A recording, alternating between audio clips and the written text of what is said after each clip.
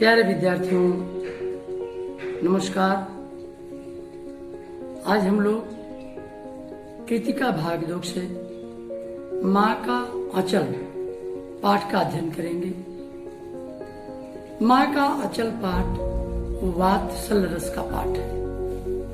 इसमें लेखक ने अपने शैशव काल के खेल तमाशों, रुचियों अरुचियों और शरारतों का बड़ा ही मनोरम वर्णन किया है। पाठ में लेखक ने अपने बचपन के यादगार को बताया है। पाठ का जो मुख्य विषय है, पिता द्वारा मिले पूजा संस्कार, पिता के साथ खेले हुए खेल, लाड़ प्यार से भोजन करना, तरह तरह के खेल, हुल्लड़बाजी और मस्ती, चिढ़ाने की सजा, सांप का भय और माँ की गोद में शरण। विद्यार्थियों, बचपन में हमें जो संस्कार मिलते हैं वह जीवन पर्यंत हम उसी का अनुसरण करते रहते हैं। लेखक को माता पिता का बहुत ही स्नेह था। उसे प्यार से भोला कह के पुकारते थे, लेकिन उनका असली नाम था तारकेश्वर नाथ तिवारी। बचपन के दिन में माता के साथ तो स्नेह मिलता ही था, लेकिन पिता भी बच्चे को बहुत स्नेह देते थे, प्यार देते थे और अपने साथ हमेशा उसे रखते थे और शाम के समय अपने पास ही सुलाते थे। लेखक के पिता की दैनिक क्रियाकलाप, सुबह उठ करके नहाना धोना, पूजा पाठ करना, इसी को देख करके बालक भोला नाथ भी उनके साथ जग जाता था। पिता ने उनको नहला धुला करके अपने साथ पूजा पाठ के लिए बैठा दिया करते थे। पिताजी पूजा पाठ करते थे और भोलानाथ उन्हें देखते रहते थे। भोलानाथ शीशे में देख करके बहुत प्रसन्न होते थे। जब कभी पिताजी उनको देख लेते थे, अटखेलियां करते देख लेते थे, तो भोलानाथ शर्म से उनकी आंखें गड़ जाती थी। पूजा के उपरांत लेखक के पिता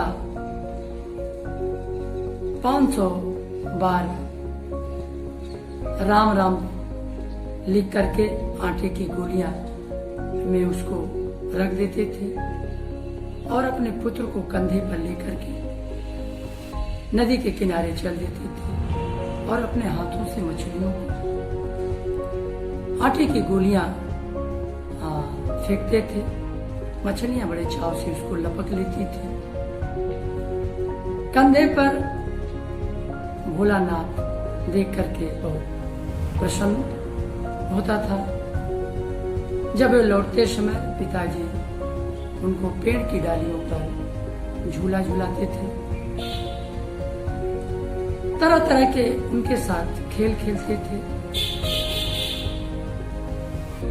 कभी खेल में अपने को हारना और बच्चे को जिताने की प्रवृत्ति उनके अंदर थी। जब बच्चा भोलानाथ खेल में जीत जाता था तो पिता के सीने पर चढ़ करके उनकी मूंछें उखाड़ता था। पिताजी बड़े प्यार से अपनी मूंछों को उनके मुट्ठी से हाथों से छुड़ाते थे। इस प्रकार से पिता से भोलानाथ को इतना प्रेम मिलता था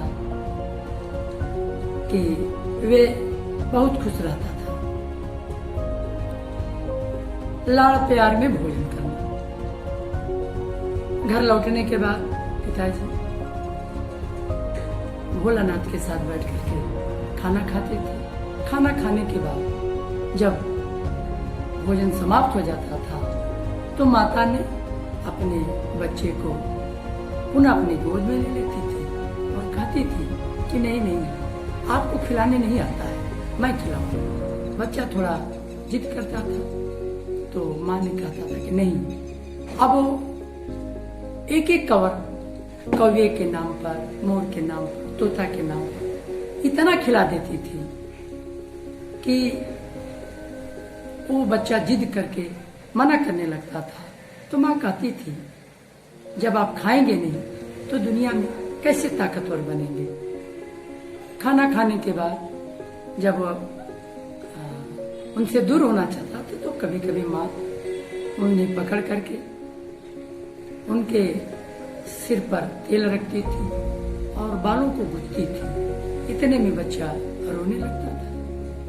फिर पिताजी अपने कंधों पर बैठा करके उन्हें ले जाते थे। बाहर जब बच्चों को खेलना देखते थे तो बालक भोलानाथ सब कुछ भूल करके बच्चों के साथ जाकर के खेलने लगते थे, मौज मस्ती करने लगते थे और तरह तरह के मौज मस्ती में तरह तरह की बातें करते थे। कई तरह के नाटक भी करते थे, हुल्लड़बाजी भी करते थे। एक बार कभी कभी वो ददरी के मेले में जाने वाले लोगों को देखकर गाने गाने लगते थे। चलो भैया ददरी, सत्तू पिसान की मोटरी। इस तरह से तमाम बातें कर करके मौज मस्ती करते थे। चिढ़ाने की सजा। एक बार